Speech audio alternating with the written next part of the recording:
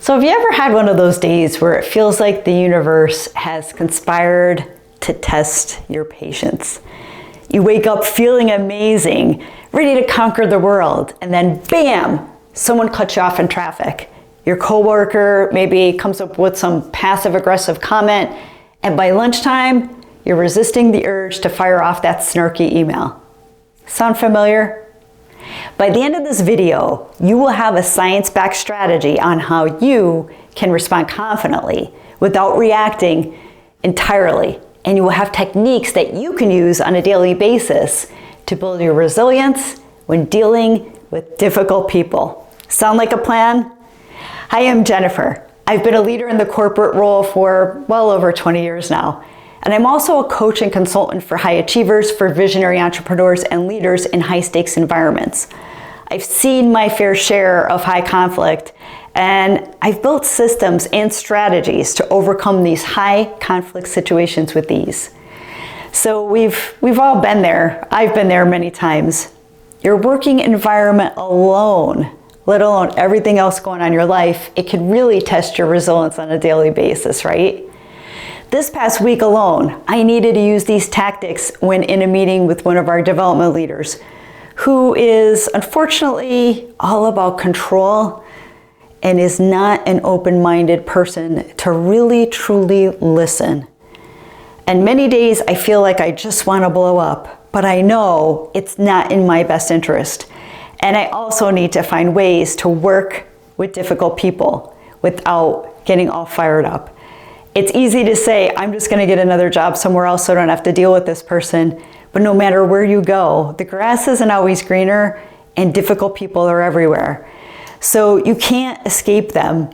And really the best way that you can really deal with it is coming up with your own strategy to work with them. And in a way that it's not affecting your well-being. Because we can all lie to ourselves and say somebody doesn't bother us. But in the end, we're ruminating about them, we're really thinking about the situation, we're thinking about what did I say, what did he say, right? So sometimes we need to find strategies that we're in the moment and we're speaking what we have to say in a confident and direct way, but then we can walk away not worrying that we insulted someone or we hurt somebody's feelings or we blew up and made ourselves look like fools, right? So what I found as the secret sauce to keeping my cool is that emotional resilience. And it's not about ignoring these difficult people, running away and getting a different job, or pretending that they don't bother you. It's about managing your responses instead of letting them hijack your emotions. So what they're basically taking away is your own power. So don't let them take the power away from you. You need to manage and self-regulate, right? And science backs this up in a big way. Studies show that emotionally resilient people, they experience lower stress levels and even enjoy better health, believe it or not. In fact, research from the American Psychological Association, they suggest that resilience helps improve problem-solving skills, boost emotional intelligence, and it increases the overall well-being of yourself. So, sound like a superpower worth mastering, right? Sounds like one to me. And there's a lot of science behind reacting versus responding, right? And let's think about that because it's two totally different things. When we react, we're operating from our amygdala. It's the brain's emotional command center, and it's responsible for our fight or flight response, which is why we sometimes snap before thinking. But when we respond, when we take our time and take a deep breath and we respond, we're engaging our prefrontal cortex, the rational, the decision-making part of our brain. And that's where we want to be. So according to a neuroscientist, Dr. Daniel Goleman, he's the author of Emotional Intelligence, the ability to regulate your emotions and respond thoughtfully is a key indicator of success in both personal and professional relationships. So translation here, the more we train ourselves to take a breath, to take a pause, and to respond rather than reacting, the better leaders, partners, and friends we will become. And I wholeheartedly agree with that. I was a very reactive person. And it's almost like an out-of-body experience. Don't you agree? For those of you who are, can share my pain. Sometimes I would just like totally snap out and blow up. And then I'm thinking later on, what the heck did I say? Did I make a fool of myself? Because I just emotionally responded instead of taking a pause and really thinking about, what do I really want to say? Instead of looking like a fool. So there's a pause, process, respond technique that is really cool. And so how do you stop yourself? This comes down to like, how do you stop yourself from immediately reacting? Because I think that was my hardest and biggest challenge, is just having the cognitive skills to say, Jen, stop what you're doing, take a breath, really think what you're gonna say. That's the hardest part. But reacting to someone that's pushing your buttons sometimes really is a trigger. And so we could try the pause, process, and respond technique. And that has really worked for me, because you really have to almost stop yourself, even though that's really hard. So you're gonna wanna pause. And when faced with a triggering situation, you wanna take a deep breath, or maybe 2, or maybe 10. Give yourself time. Give yourself a moment before speaking or acting, and try it with everything, because then it'll become habitual. It'll become automatic, of instead of just immediately responding to someone, even if it's not a bad situation or it's not conflicting, taking a pause, take a breath, and give yourself that moment. The process part is asking yourself, is this worth my energy? Does this fight and argument even matter? Is it worth my time? What's really going on here? Often difficult people are projecting their own frustrations, and their own behavior says more about them than it does about you. So a lot of times when you have very high conflict people, or people that are always looking to pick a fight, there's something deeper there. And most of the time, it has nothing to do with you personally, believe it or not. And when we respond, we want to choose a response that aligns with our values and our long-term goals and who we are as people. Maybe that means addressing the issue more calmly, maybe setting a boundary, or simply just letting it go and say it doesn't even matter, this person's crazy. But let them be crazy, not you. So why do difficult people push our buttons in the first place? Like, why does that even happen? Why can't we all be calm as cucumbers, right? So have you ever wondered why some people, and some specific people, get under your skin more than others? It often has less to do with them and more to do with you, believe it or not. I found this very interesting when I read this. Psychology tells us that people who trigger strong emotional reactions, they often mirror unresolved personal experiences or insecurities that we personally hold. Interesting, right? That's why emotional resilience isn't just about handling others, like others are the problem. It's about knowing ourselves. So sometimes there's something deep within us that's making that specific individual a trigger to us. So I remember years ago, there was a woman that I worked with that really pushed my buttons and triggered me. It was almost like no matter what she did, she was just a trigger, just being in the same room. And it was like big time. I just can't even describe it. And it was just so not my character. And a very good friend of mine that I was working at that same place at the time, he used to say to me, the things that you hate about a person, or the things that trigger you about a person, are the things that you hate about yourself.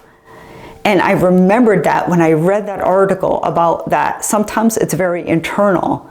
And not that we're the cause or we're the blame, but there is something there when I really deep down and think about it.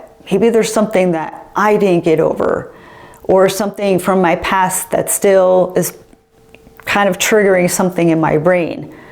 But that's something I'll never forget. And it's something that makes you take a step back and take a look at yourself. So this is a great opportunity when you're dealing with somebody difficult is to take a pause. And I know sometimes when you're dealing with very narcissistic people and you're an empath, sometimes you take it on yourself. And that's not what I'm saying here, because it's not about taking on the responsibility for yourself, which I often talk about, because that is important, to take responsibility, because not anyone in this world is ever 100% of the problem. But it's about stepping back and finding, is there something in my past? Is there something that maybe my thought process or my mindfulness that's really making that person be a trigger for me? And then you're identifying maybe what it is, because maybe there's some things that maybe you're very much similar. You handle yourself very differently, but there's something there. So take a few minutes to really think about maybe something specific about that person that's really a trigger, and dig down a little deeper to see, is that something that's just irritating me from something that happened to me in my past, or some way of thinking that I have currently? So practicing mindfulness and that self-awareness, it can help you recognize these patterns. Often journaling about difficult interactions and reflecting on your emotions, and even maybe therapy, if that's helpful, or coaching, that can be valuable to provide you with tools in strengthening your resilience muscle. So imagine your coworker, Steve, always finds a way to undermine your ideas. And your instinct might be to roll your eyes, to argue, or maybe just shut down and sit there and not even comment, just be silent. But instead, you take a deep breath. You take that pause. You also remind yourself that Steve's behavior isn't about you, but it's about his own insecurities. And that's the process. And respond with a composed, assertive statement that reinforces your key point. And that's your respond. So here we had pause, we had process, and we had respond. And boom, you've just mastered emotional resilience in the workplace.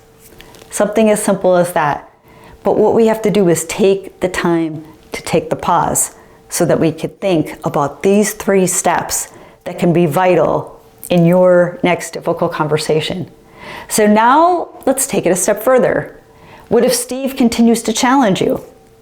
Setting boundaries is another key part of resilience. Instead of getting defensive, you might say, Steve, I appreciate your perspective, but I'd love to finish my point before we dive into feedback.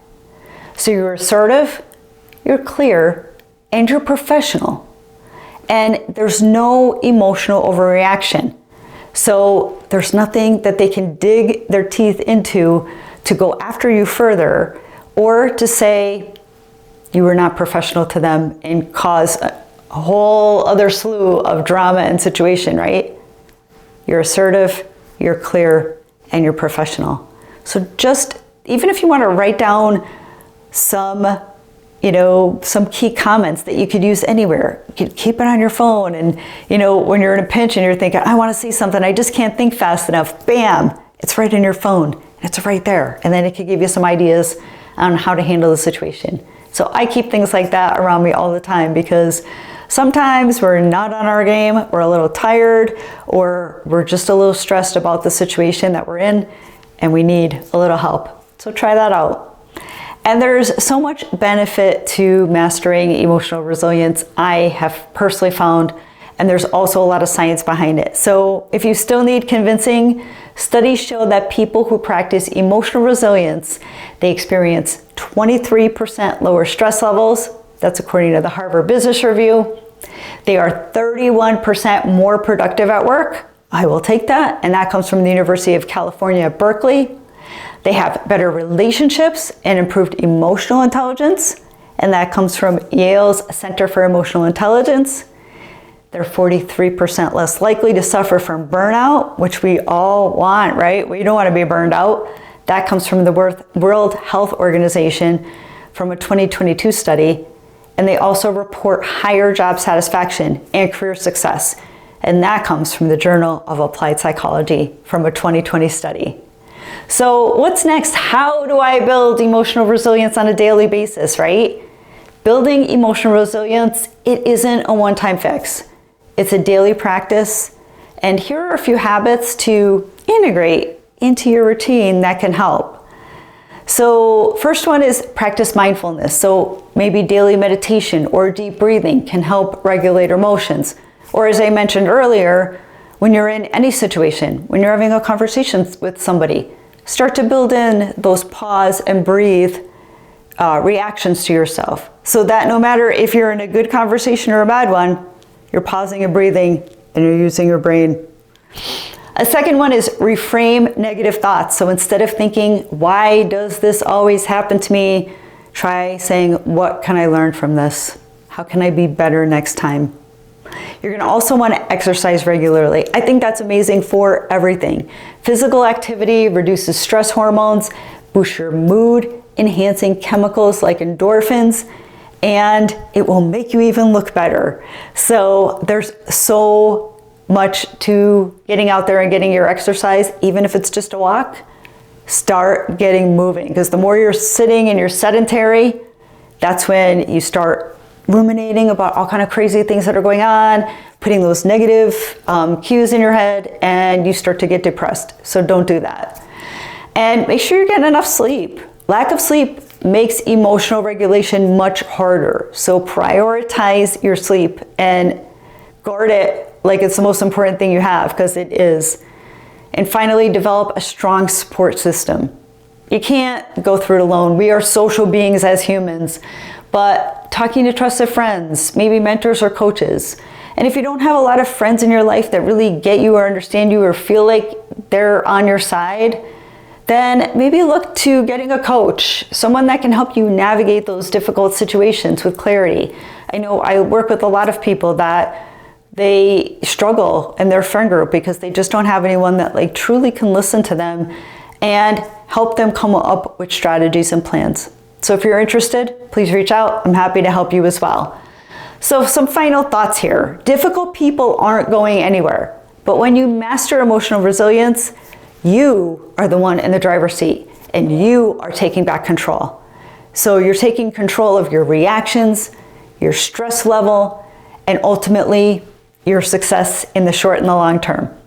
So the next time someone tests your patience, pushes your buttons, makes you feel like you're gonna snap out, remember, pause, process, and respond. Your future self will thank you for it. And remember, resilience isn't just about handling conflict, it's about thriving in despite of it. So ready to become unshakable, that unstoppable person that you are?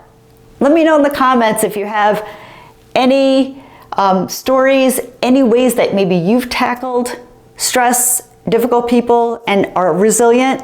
I would love to hear from you and add your tips and tricks to my list. So if you found this content valuable, please consider sharing, please consider subscribing, and we'll see you on the next video.